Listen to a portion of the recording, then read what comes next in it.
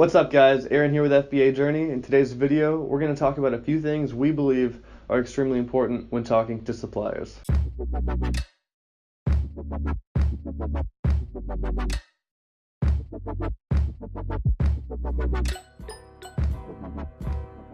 Alright guys, before we get too far into the video, just want to let you guys know that the FBA Journey discussion group is up.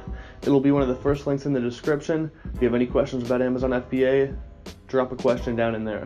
Also, like always, if you have a question directly for us, shoot us a message on Instagram at the FBA Journey.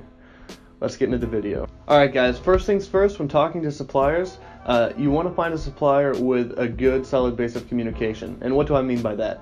When sourcing products from other countries like China or India, there can be a communication barrier, and that can lead to a handful of issues down the road. We primarily source our products from China, and when we're looking for a supplier, we like to contact 5, 10, 15 suppliers, sometimes up to 20 different suppliers for that one single product we're looking for.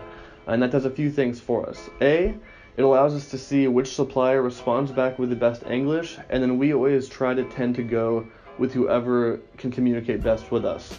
But contacting multiple suppliers also allows you to see who's going to give you the best price.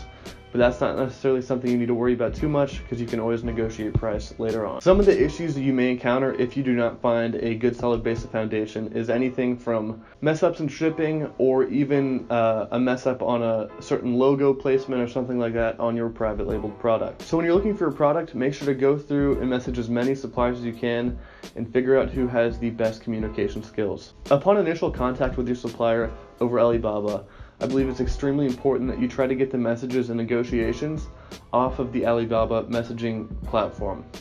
There's a couple reasons for this. One, it's just really convenient messaging your suppliers over things like Skype or WhatsApp. It creates a more usable platform and something you can actually respond to wherever you're at, because you can easily get Skype or WhatsApp on your phone.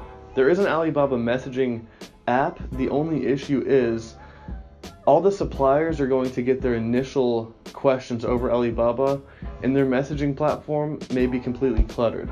If you manage to message them on Skype or WhatsApp, you have a better chance of actually getting in touch with them and a better chance of getting fast responses. And getting their Skype or WhatsApp isn't an issue, because most of these suppliers are already using either Skype or WhatsApp to talk to other buyers as well. And one of the last things I want to talk about, and also one of the most important things I want to talk about, is always follow up with your suppliers.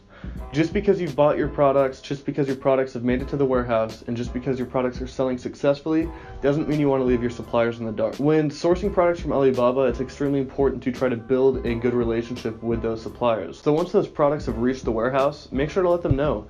And once they start selling, make sure to say thank you for everything and that you're excited to order from them again in the future. The worst thing you can do is leave them in the dark. They want to build a relationship. They want a repeat customer, just like you want to be able to go back to a reliable supplier time in and time out. Another thing I want to talk about is holidays in different countries.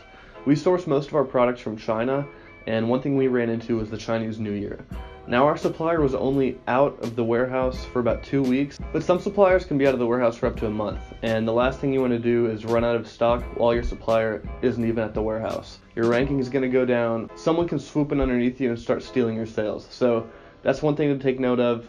Definitely do your research on holidays in different countries. That's it for this one, guys. Just wanted to do a quick little video. Hopefully this stuff helps you out when you're trying to source your products from Alibaba. If you have any questions, drop a comment down below. And like I said earlier, if you haven't yet, join the Facebook group, connect with us on Instagram. And as always, stay focused, keep selling, and we'll see you next time.